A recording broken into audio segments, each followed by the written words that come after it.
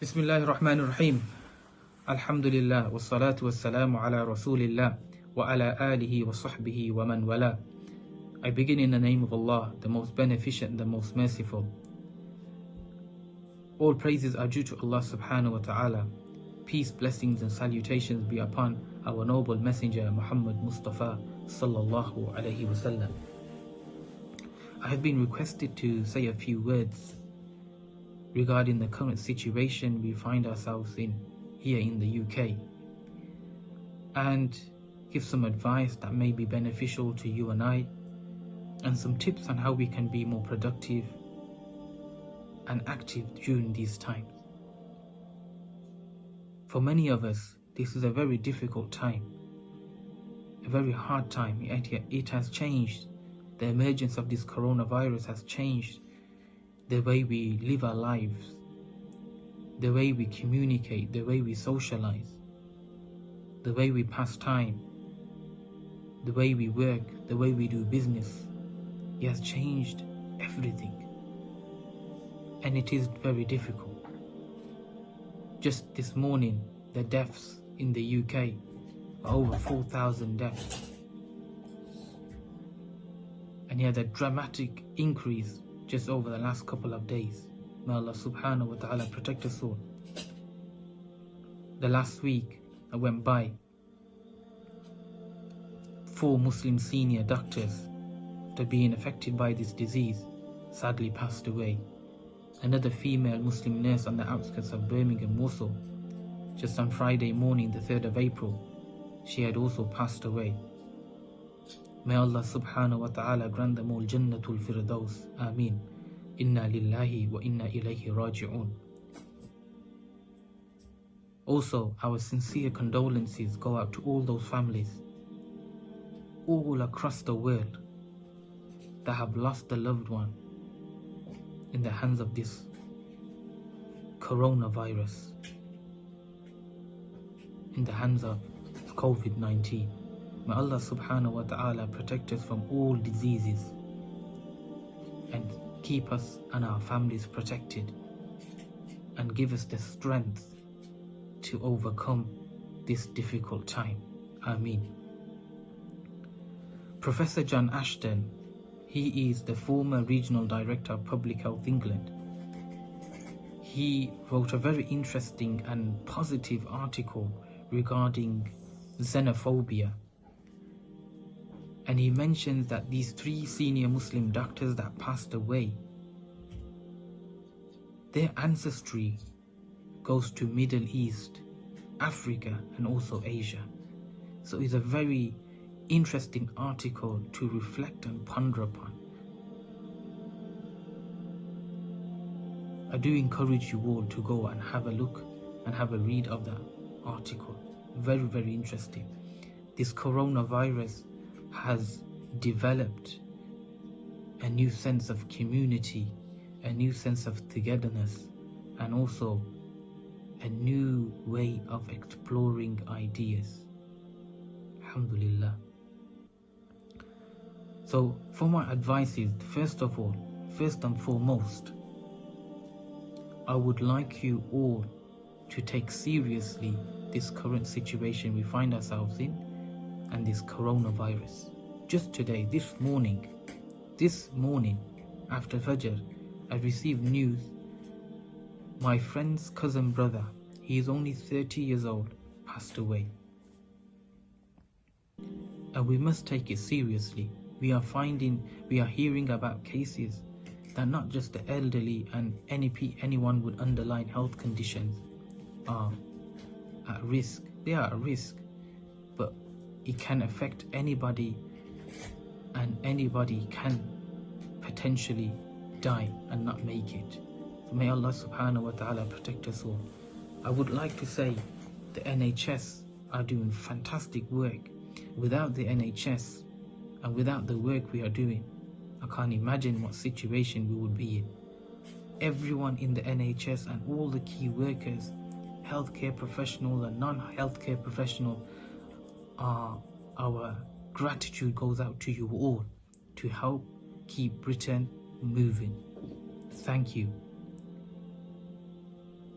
Second piece of advice, create a timetable within your household. It doesn't need to be rigid, it could be flexible. Create a timetable. Have different activities every single day. Maybe it rotates around salah times. Maybe keep the core of the timetable, salah time, your prayer times, and do different activities before and after. Number 3, read Ayatul Kursi. If you do not know Ayatul Kursi, you can look in and read after every obligatory prayer. Read Ayatul Kursi. Inshallah, this will protect yourself. It's the greatest verse of the Quran. And if you can't read it after every Fard Salah, please read it after Fajr and after Maghrib Salah, inshallah ta'ala.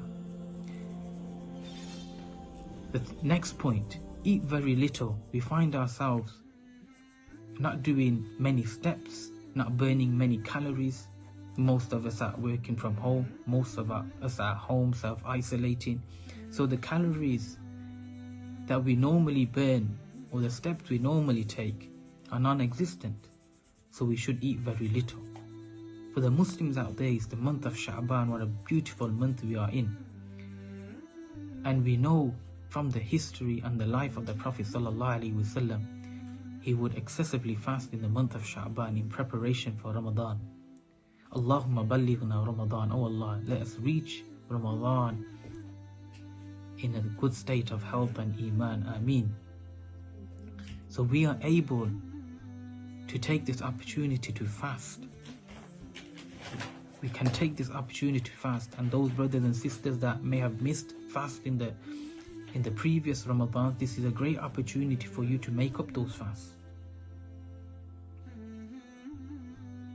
Let's take the opportunity and reap maximum benefit for ourselves and for our akhirah. Sit down with your family, have reflection circles, have moments where you have durood sessions, read durood sharif on our noble messenger Muhammad sallallahu alaihi wasallam. This is a time where families can come together and bond. Next point, and one of the most important points that we may hear from time to time, especially before every Ramadan, is to read the Quran. Connect yourselves with the Quran. It's very important. If we find ourselves at home, we have this opportunity and we are just weeks away from Ramadan. So why not read the Quran? Pick up the Quran and please your Lord. Pick up the Quran and please your Lord. Subhanallah. And even if you don't understand the meaning, have intention that I am going to read the Quran to please Allah subhanahu wa ta'ala. Read the Quran, reconnect yourself with the Quran. And lastly, pray your 5 times salah. Pray your 5 times salah, your obligatory prayers. We have made many excuses in our lives for 30, 40, 50 years, 25, 20 years. However old we are, we have made many excuses that we don't have time because of university, because of work, because of other commitments, because of travel. But now those excuses are non-existent. It is as though Allah subhanahu wa ta'ala has exposed our excuses to us and advised us what excuses do we have now. We don't have any excuses. So inshallah, please brothers and sisters, please make a habit of praying your 5 times salah on time, in its time, inshallah ta'ala. On this note, I would like to give you a bit of hope that we may pray our 5 times salah, but all the optional prayers that surround these obligatory prayers, we might not give as much thought as we should do. So I would like to mention to you a hadith by our mother Habiba radiyallahu anha, and it's a very famous hadith on the rewards of optional prayers, that Habiba radiyallahu anha narrates, I heard Rasulullah sallallahu alayhi wasallam saying, a Muslim who offers 12 raka'ats optional salah, 12 raka'ats optional salah, besides the obligatory prayers,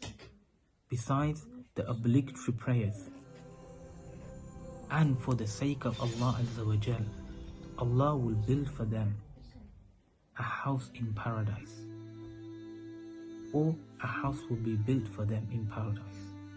أو كما قال عليه الصلاة والسلام. This hadith is recorded in Sahih Muslim.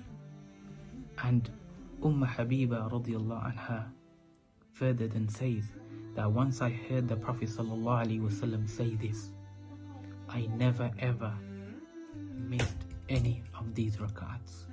May Allah subhanahu wa ta'ala give us the ability to maximize our potential of deriving much benefit during these times.